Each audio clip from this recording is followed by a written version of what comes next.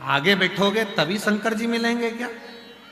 अरे बोलो तो जम के, या भगवान शंकर की कथा में सब। और अगर आगे बैठना ही है तो ये जो 5 दिन से आसन संभाल संभाल कर बैठे हैं, तुम तो 1 दिन के लिए आए हो, ये 5 दिन से जो जगह संभाल कर बैठे हैं, आप ऐसे आकर बैठो।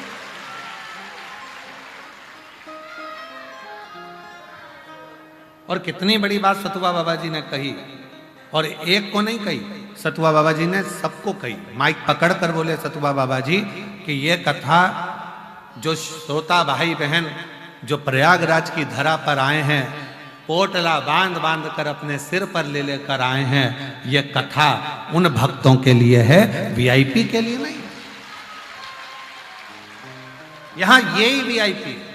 सतुआ बाबा जी माइक पर 3 बार 4 बार आज भी बोले कि ये कथा सबकी है, आप इसको अव्यवस्था ना करें, धक्का ना दें, दरवाजे पर भीड़ ना करें, तुम्हें जहां जगह मिले वहां बैठो। और बाबा जी ने कितनी सुंदर बात सतुआ बाबा जी बोले कि ये वो धरा है, प्रयागराज की भूमि वो भूमि है, ये तो त्रिवेणी का घाट है, जहां बैठोगे वहीं पंडाल है, जहां बैठोगे वहीं कथा है, जहां बैठोगे वहीं आनंद है।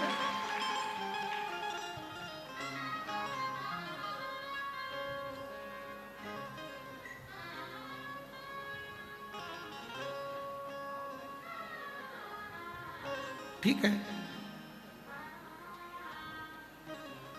जहां बैठे हो तुम्हारी मर्जी, जहां बैठ जाओ तुम, बैठ कर कथा का रस्तत्व करो। बस इतना याद रखना, जब स्तुति करो, कथा सुनकर जब उठो, भूमि की रज को प्रणाम करो, मस्तक लगाओ, हृदय से लगाओ, और प्रणाम कर कर बाबा को अपने मन का भाव जरूर कह कर जाओ। इतना जरूर करना, जहां बैठो, जहां बैठकर सुन रहे हो, किसी भी पंडाल में बैठे हो, कहीं टीवी के सामने सुन रहे हो, एलईडी के सामने सुन रहे हो, तुम्हारी मर्जी पड़े, जहां माइक की आवाज आ रही है वहां बैठकर सुन रहे हो, दिल से उस परमात्मा को जो कहोगे वो सुनेगा। वो जंगल में सुनता है, वो पहाड़ पर सुनता है, वो वायु में सुनता है, वो जल में सुनता है, वो थल में सुनता है, आकाश में सुनता है, वनस्पति की सुनता है। ऐसा कौन है जिसकी वो ना सुनता?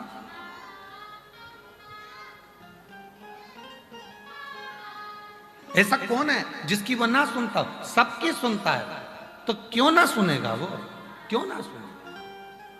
आप प्रभु आपकी कृपा से सब काम हो रहा है, प्रभु आपकी कृपा से सब काम हो रहा है।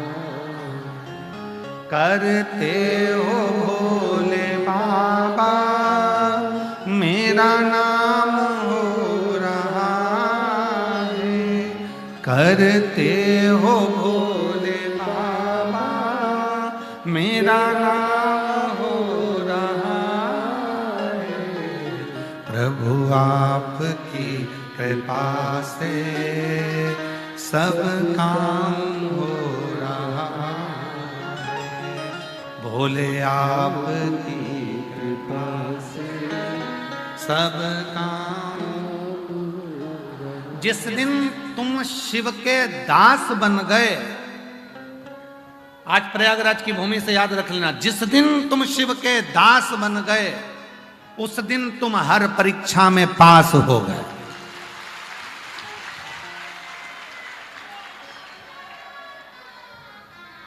किसके दास? शिव के। फिर कोई परीक्षा, संसार की कितनी भी परीक्षाएं, दुख आएगा, तकलीफ आएंगी, कष्ट आएगा, बीमारी आएगी, रोग आएगा, सब कुछ होगा। शरीर मिला, काहे के लिए मिला? पहले तो ये विचार छोड़ दो कि तुम्हारे पास में दुख तकलीफ नहीं आएगी। आएगा, सब आएगा। क्यों? शरीर ही नहीं देता भगवान ने तो मनुष्य का शरीर दिया काहे को? ऊपर ही नहीं रख लेता, देकर भेजा ही काहे को है? जाओ पहुंचो, चलो। तो किसी ने कहा क्यों गुरुजी, अगर भगवान दुख देता है तो ऊपर ही सारा भुगतान क्यों नहीं भुगता लेता? फिर पृथ्वी पे काहे को हमें भेज देता है यहाँ पर कि और दुख भोग लो? वहीं पे ऊपर कंप्लीट करके भेजता। हमने कहा देखो, हॉस्पिटल में मरीज अगर बीमार होकर भर्ती होता है ना, तो उसको वहाँ बॉटल भी चढ़ती है, इंजेक्शन भी लगता है, दवाई भी मिलती है, सब कुछ मिलता है। पर आखिरी में जब वो छुट्टी लेके जाता है ना, तो एक पन्नी में उसको दवाई भी दी जाती है, गोलियां भी दी जाती है कि घर जाकर ये लेना। तो वो कहता है क्यों डॉक्टर साहब, जब मुझे इतनी बॉटल यहीं लग गई, दवाई सब यहीं खा ली, गोली सब यहीं खा ली, तो घर पे क्यों दे रहे हो? तो कहा नहीं नहीं, ये घर का डोज तो तुम्हें लेना पड़ेगा, घर पर जाकर 15 दिन 20 दिन तो तुमको डोज लेना पड़ेगा, तब जाकर तुम पूरे ठीक होगे। उसी तरह भगवान ने जितना मां कूटना था तुमको खूब कूटा, जितना कूटना था तुमको ऊपर खूब मसल मसल के कूटा, यमराज ने भी कूटा, धर्मराज ने भी न्याय दिया और खूब पीटा। और कूटने के बाद आखिरी में कहा यहाँ का इलाज पूरा हो गया, हॉस्पिटल से छुट्टी करो, इसको नीचे भेजो। तो क्या दवाई? तो क्या इसके नीचे भेज दो, इसके कर्म पर दवाई लिख दो। और कर्म पर दवाई लिख कर भेज दी। जैसा तुमने कर्म करा था उसके अनुसार थोड़ी बहुत दवाइयाँ तुम्हारे सबके अपने सबके जीवन में लिखी है। किसी को कोई दुख मिलेगा, किसी को कोई दुख मिलेगा, रोना मती, सोच लेना हॉस्पिटल से छुट्टी करी थी तो दवाई तो खाना पड़ेगी, थोड़ा बहुत तो भोगना पड़ेगा ही, संसार में आयो थोड़ा बहुत तो निकालना पड़ेगा। ये कर्म का भोग तो मनुष्य को, और केवल आप नहीं, संसार का जितना भी बड़े से बड़ा साधु क्यों ना हो, सन्यासी क्यों ना हो, तपस्वी क्यों ना हो, साधक क्यों ना हो, उपासक क्यों ना हो, गृहस्थी क्यों ना हो, पक्षी क्यों ना हो, पशु क्यों ना हो, जलचर क्यों ना हो, थलचर क्यों ना हो, वायुचर क्यों ना हो, संसार का ऐसा कोई व्यक्ति, कोई जीव पैदा नहीं हुआ जिसको भोगना नहीं पड़ा। लिखकर आया है, छापा लगा है, आकर भोगना तो पड़ेगा। तो इसमें घबराना नहीं। क्या करना है अपने को? तो अब जब भाग्य में लिख ही दिया है तो भाग्य के लिखे को केवल एक मिटा सकता है। विधाता का काम है लिखना, देवता का काम है भाग्य बनाना, पर महादेव का काम है भाग्य को पलट कर रख देना। वो शिव का काम है, वो भाग्य पलटेगा, भाग्य पलटेगा। और उसके आगे जो जो उसने किया वो संसार में कोई नहीं कर सकता, वो भाग्य पलट दे। कितनी सुंदर एक प्रसंग आता है कथा में। एक बड़ा सुंदर एक प्रसंग है।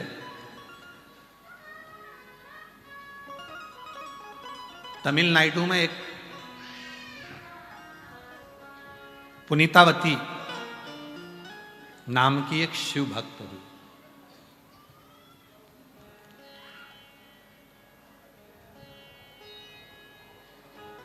बहुत पुरानी कथा नहीं है, 6वीं सदी की ही यह कथा है। पुनीतावती नाम की एक महिला, एक कन्या ने जन्म लिया तमिलनाडु के कराईकला नगर में। एक धनिक सेठ के घर में, बहुत पैसे वाले व्यक्ति के घर में एक लड़की ने जन्म लिया जिसका नाम पुनीतावती थी। पुनीतावती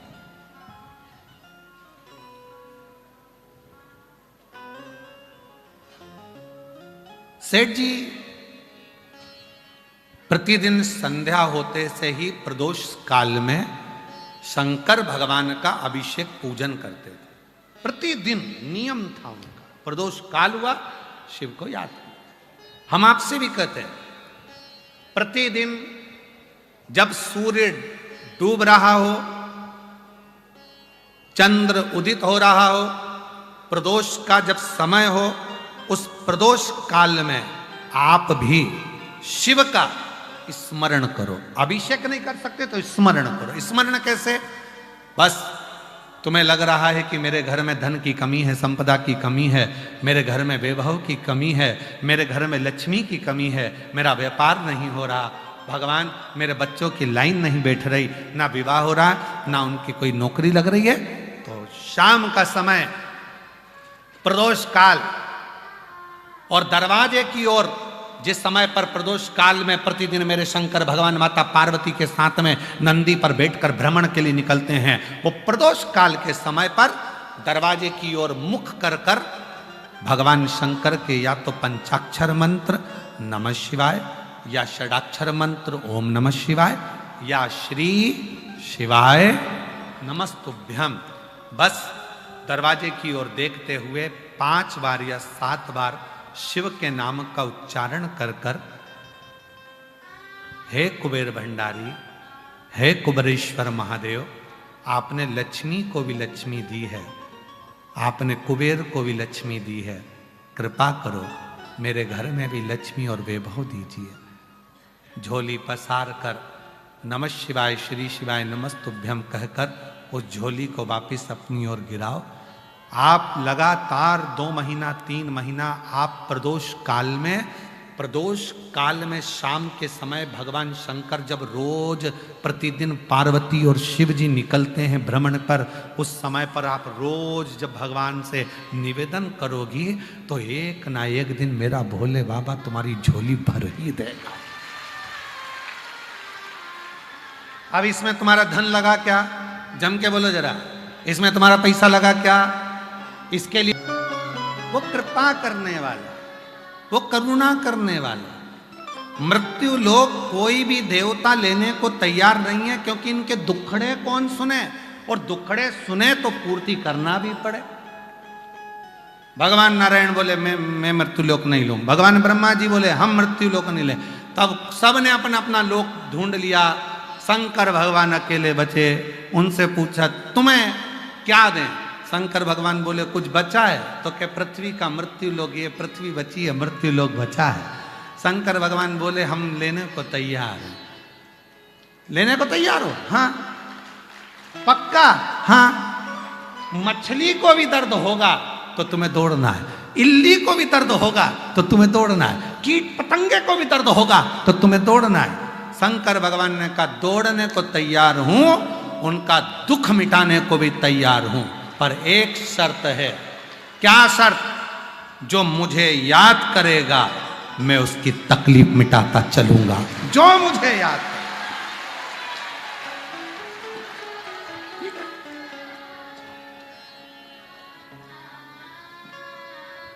ठीक है। फिर तुम तो बहुत व्यस्त हो जाओगे। शिव जी बोले व्यस्त होने की जरूरत ही नहीं। जो मस्त होता है वो ऑलरेडी व्यस्त होता है। जिसके चेहरे पर प्रसन्नता। एक बार संत एकनाथ जी बाबा जी कथा कह रहे थे पंढरपुर में, और पंढरपुर में संत एकनाथ जी बाबा जी कथा कर रहे, संत एकनाथ जी कथा कर रहे, और 3 महिलाएं बूढ़ी बूढ़ी, 3 महिला बाल सफेद और 3 महिला एकदम बुजुर्ग सी, और सामने आके कथा सुनने बैठ जाते। जैसे हमारे सतुआ बाबा जी के पास में वो अध्यक्ष जी बैठे हैं, ऐसी सफेद बाल, और तो ऐसी ही बुजुर्ग माताएं 3 संत एकनाथ जी के यहाँ कथा सुनने के लिए चली जाती।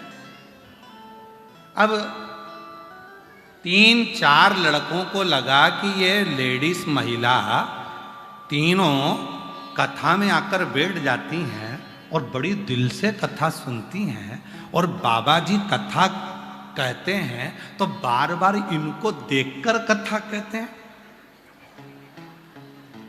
अब इन मूर्खों को कौन समझाए कि कथा बाचने वाला कथा जब बाचता है, जिसका मन कथा में ज्यादा लगता है, उसी को तो देख देख कर बोलना पड़ता है, उसी को देख कर बोलना पड़ता है। एक कवि जो होता है ना, कविता पाठ करने वाला, कवि सम्मेलन में, तो कवि क्या करता है, पूरी सभा में देख लेता है कि मेरी कविता कौन सही सुनेगा, तो फिर उसी के मुख से वो वाह वाह वाह वाह वाह सुनना चाहता है।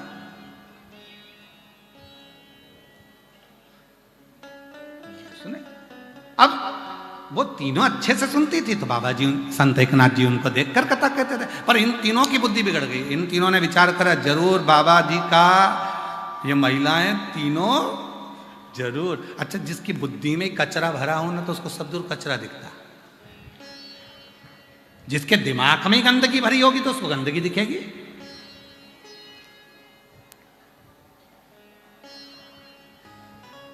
जिसकी दिमाग में अच्छाई भरी होगी उसको सब अच्छा दिखेगा। वाह साहब क्या माघ मेला चल रहा है, वाह साहब क्या कथा चल रही है, वाह साहब पूरे पंडाल खोल दिए, पूरे संतों ने अपने अपने पंडाल खोल दिए, पूरे संतों ने क्या भंडारा कर रहे हैं, पूरे संत क्या भोजन करा रहे हैं, सुबह सुबह से चिल्ला चिल्ला कर आवाज लगा रहे हैं, ओ आओ संत भगवान पधारो, और साथ में चिल्ला रहे हैं कथा के भक्त भी पधारो। इतनी आवाज लगा रहे हैं, और क्या चाहिए। इतने सारे संत साधु सन्यासी तपस्वी सबने अपने अपने पंडाल खोल दिए। जो संत जाने के तैयारी में थे, पेटियां बंद हो गई थी, सामान पैक होकर जाने लगा था, उन संतों ने कहा वो रुक जाओ रे, इतने आए, इनको और खिलाते खिलाते चले, इनको और खिला दे, पिलाओ चाय पिलाओ। फिर आवाज लगा रही, सुबेरे से आवाज लगा रहे चिल्ला के, सुबेरे 5:30 बजे से चिल्लाना जो चालू करा, कोठारी की जय, भंडारी की जय, पुजारी की जय, संत भगवान चाय तैयार, संत भगवान पधारो। ये वाले अखाड़े में चाय बन के तैयार हो गई और फिर पीछे से आवाज आएगी, संत भगवान के साथ में जितने भक्त कथा सुनने आए हैं पधारो, चाय की तैयारी। संत भगवान मन में सोचे इतनी भीड़ में चाय पीने कौन जा, इनको जान दो, तुम तुम जाओ पहले। अब जिन संतों ने अपना सामान पैक कर लिया, जाने की तैयारी हो गई, जरा विचार करो, संत हृदय नवनीत समाना, संत का भाव कितना निर्मल है। तुरंत भंडारे चालू कर दिए, पंडाल खोल दिए गए, जाओ बैठो, कथा सुनो और भोजन करो, चाय पियो, चल। ये आनंद शिव कथा कह रही है। भगवान शंकर की पवित्र चरित्र, भगवान शंकर का पुनीत पावन चरित्र वर्णन कर रहा है। जिसकी बुद्धि में गंदगी भरी उसको गंदगी दिखेगी, और नहीं तो कोई आएगा तो कहेगा वाह वाह क्या कथा चल रही है साहब, क्या भीड़, क्या आनंद, क्या आनंद। कल एक माता जी कर लिख के भेजी कि गुरुजी वो हम आरती नहीं कर पाते हैं क्योंकि भीड़ बहुत ज्यादा। तो कौन कराए आरती, करो, दिया मत लगाओ, मोबाइल में टॉर्च तो है ना। मन मेरा मंदिर, आंखें दिया बाती, फोटो की है तालियां, रोम फूल बाती, रोम रोम जीवा तेरी, और बस बहुत है। जब आरती हुआ करे, दिया भले ना जले, क्योंकि दिए से साड़ी जल जाए, पट्टी जड़ जाए, टेंट में कहीं आग वंग लग जाए, इसलिए दिया ना जलाकर अपनी मोबाइल की लाइट चालो, इसमें क्या दिक्कत।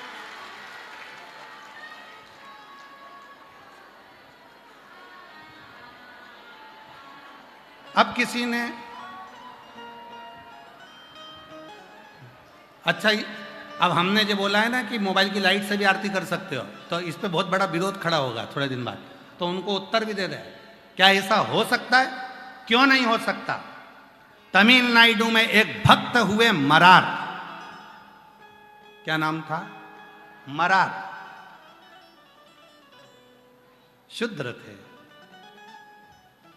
शिव के भक्त थे, शंकर के भक्त। मरार के पास में धन नहीं था, पैसा नहीं था, तो मरार ने विचार करा कि भोले बाबा एक बार मंदिर बनाना है तुम्हारा, कुछ भी हो जाए तुम्हारा मंदिर बनाना। और याद रखना, भाव होगा तो भवन भी जरूर बनेगा, भाव होगा तो भवन भी जरूर बनेगा, और भाव होगा तो भगवान भी जरूर आएगा, निश्चित है। मरार तमिलनाडु के एक ऐसे भक्त हुए शंकर के, शूद्र थे, नहीं था धन, सेवा करते थे, एक गुरु के पास पहुंच गए, मन है शिव जी का मंदिर बनाना। गुरुजी ने कहा धन है नहीं, संपदा है नहीं, मैं तुझको दे दूं पैसा, ले जाकर बना ले, नहीं, आपका भी नहीं चाहिए, मैं तो मेरा बनाना चाहता हूं। ठीक है, तो एक काम कर, धन नहीं पैसा नहीं, तो मन में मंदिर बना। मन में मंदिर कैसे? कहीं से ईंट ला, कहीं से मिट्टी ला, कहीं से ओटला बना, शिवलिंग लेकर आ, नंदी लेकर आ, मन में बिठाते जे, अपने मन को ऐसा बना ले कि मैंने शिखर की डिजाइन ऐसी करी है, उसका दरवाजा इतना बड़ा रखा है, सुतार से बात करी थी, बात सबसे कर किया, सुतार के पास जाके ना दरवाजा लगाना है मंदिर में, कितना बड़ा लगाऊं, ऐसा ऐसा, मन में मंदिर बनाते चले जा। उसने अपने मन में मंदिर बना लिया। भक्त का नाम है मरार भक्त। कोई तुमसे कहे किसी और वाले महाराज जी ने कह दिया कि लाइट से टार्च, मोबाइल की टार्च से ही आरती कर लो, तो उनको जवाब दे सकते हो। मरार भक्त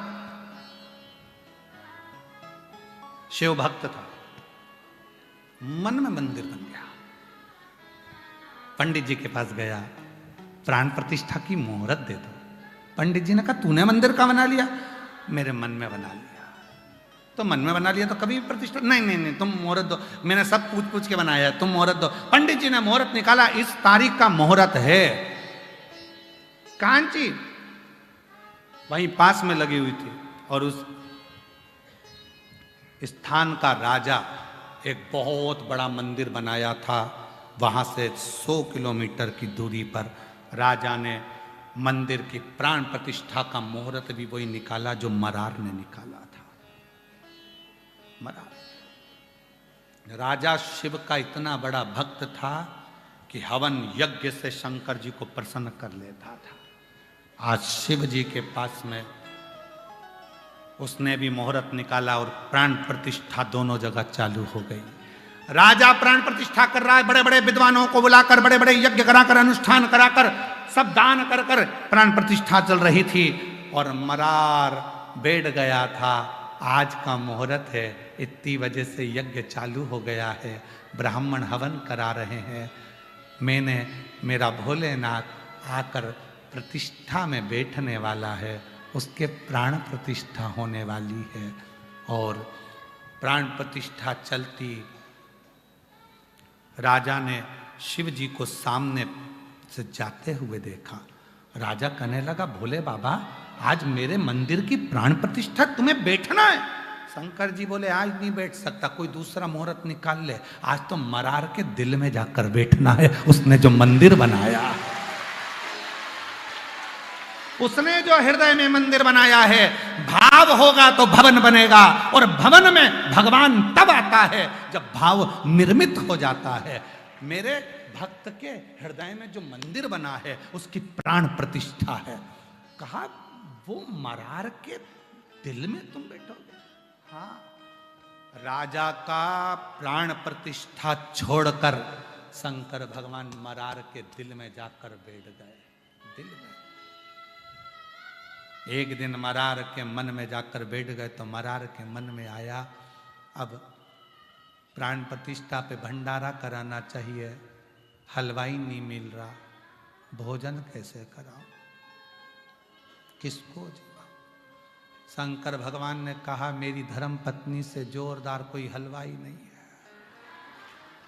पूरी काशी को भोजन करा रही है अन्नपूर्णा। आंखें बंद कर कर बोला अन्नपूर्णा माता भोजन कराना है। अन्नपूर्णा जी ने हृदय में आकर पूछा कितनों को कराना? पूरे गांव को जिमाना है। इसने तो सोचा ही था, अन्नपूर्णा ने पूरे गांव को निमंत्रण दे दिया। जो जहां बैठा था वहां पंगतें लगना चालू हो गई, भंडारे चालू हो गए, मालपुआ, खीर, रबड़ी सब बनना प्रारंभ हो गया, भंडारे चल रहे थे। जैसे ही आंख खुली इतना बड़ा भंडारा, सारे गांव के लोग कहने लगे मरार गजब कर दिया, तेरे पास इतना पैसा कहां से आ गया कि खीर मालपुआ खिला रहा? मरार कहने लगा मैंने तो प्राण प्रतिष्ठा का भंडारा करा था। लोगों ने पूछा मंदिर कहाँ है? तो के भीतर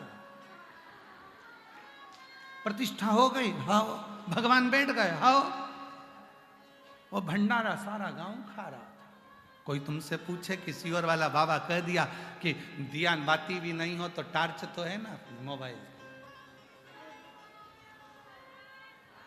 दिल भाव होगा तो भवन बनेगा। वो प्रैक्टिकल करके देखो मरार की इस कथा का, मरार की कथा का प्रैक्टिकल करके देखना। कई माता कहती हैं हमारे यहाँ मंदिर नहीं है, कोई माता कहती है हमारे मंदिर दूर है, कोई माता कहती है हम मंदिर नहीं बना सकते, कोई माता कहती है हमारे पास पैसा नहीं है, हम मंदिर कैसे बनाए। शिव पुराण कहती है एक बार शंकर का छोटा सा शिवलिंग किसी पेड़ के नीचे भी रखकर देख लो या खुले आसमान में रखकर देख लो, जल चढ़ाते रहोगे, भाव बढ़ता रहेगा तो एक दिन उस भाव के कारण वहां भवन बनकर ही रहेगा, मंदिर बनकर ही रहेगा। चढ़ाते रहो। एक बार अयोध्या में मेरे भगवान राम टेंट में आकर बैठ गए, और टेंट में बैठे रहे तो लोगों का भाव बढ़ता रहा, भाव बढ़ता रहा, भाव बढ़ता रहा, भाव बढ़ता रहा, भाव बढ़ता रहा। ऐसा भाव बन गया कि आज वो टेंट की जगह पर अयोध्या में मेरे भगवान श्री राम मंदिर में जाकर विराजमान हो गए। भाव है तो भवन है, भाव है तो भगवान है, और भाव ही नहीं तो मंदिर कितने भी बनाकर रख दो, भाव नहीं है तो फिर भगवान भी नहीं। कई कई मंदिर ऐसे हैं बने बहुत बड़े बड़े हैं पर कोई जाता ही नहीं है, भाव ही नहीं है। माँ तो लोग सोचते हैं कि कमाने के लिए बना लिया, आन दो धन दौलत संपदा, तो भाव भी तो होना चाहिए। भाव अच्छा होगा तो भगवान आएगा, भाव ही नहीं।